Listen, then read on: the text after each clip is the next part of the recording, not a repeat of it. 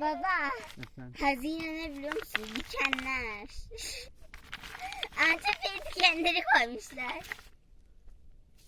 Çıkacağım Zeynep. Evet çıkacağım. Çık bakalım. o başarıya ben yaptım. Harire'ye ulaştım. Bak hazineyi almışsın böyle. Bak buranda. dur dur. Hazineyi almışsın. Bak hazineyi alıp Harire'yi gelmişsin. almışım. Harire'yi almışım.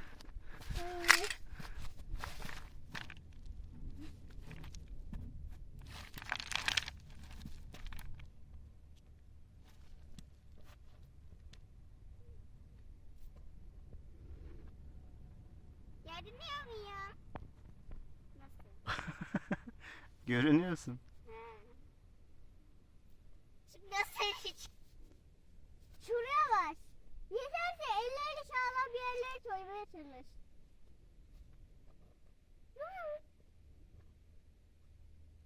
Sağlam hiçbir yer yok ki.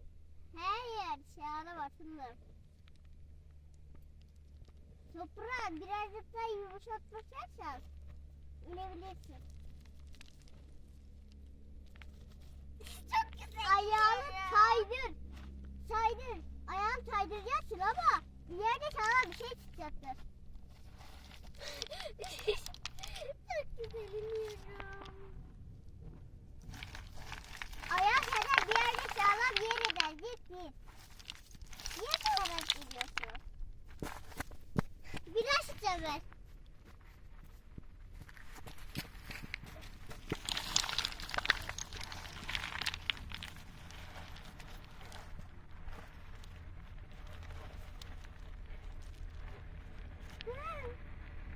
Annem öldürecek bizi.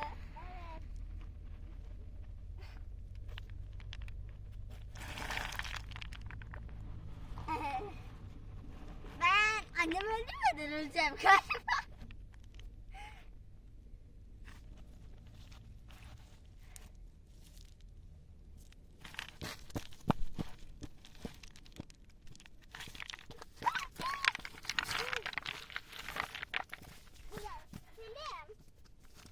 Burası daha iyi.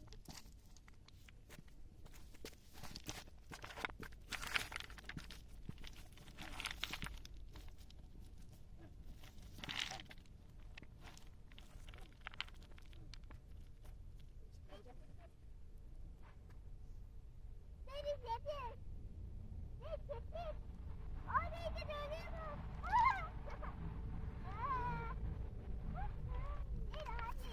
Benim çekildim ya. Çekiliyorum zaten bak. Çekiliyorum. Annem beni öldürecek. Senin galiba annen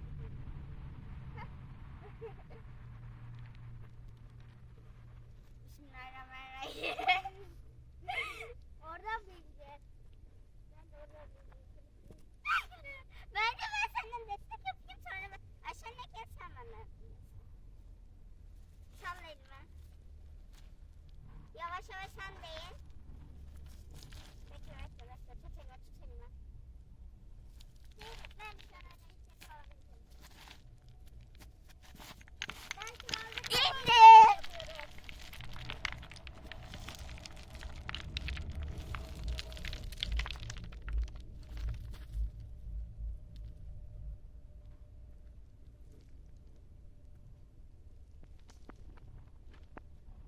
Biz oradan değilden çıkıyoruz. Ölmeden indim. Gerçekten ölmeden indim. Şimdi dünyanın en güzel ama en güzel şeyini yapacağım. O mu en güzel şey yani?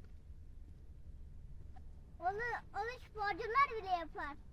Zaten sporcular yapar.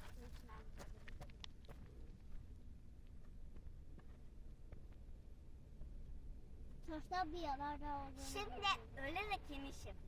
Araba çok değişik. İndikten sonra bir de ben çıkmayacağım.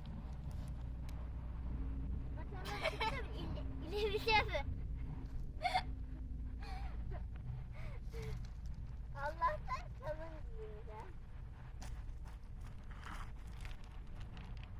Artık dağlara çıkarsa bunları giyerim.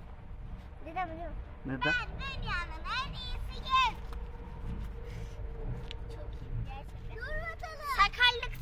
ikinciyim.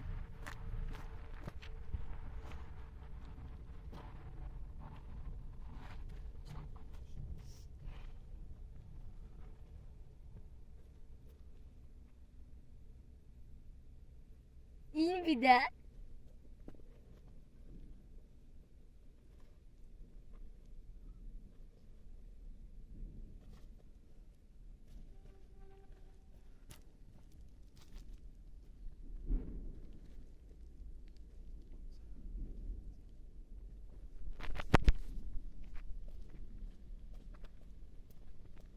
Ben bu dünyada en kötüyüm ya. Üf.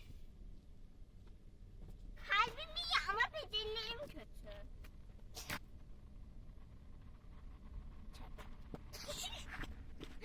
Selim. Benim de aynı olmam gerekiyor. Neden? Selim kötüyüm. Sporcular olacağım ben büyüyünce sporcular.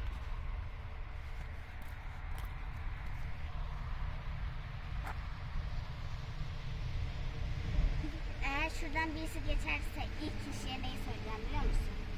Neydi buraya ne yapıyorsun? Tahmini olarak benim iyi mi kötü mü oldu?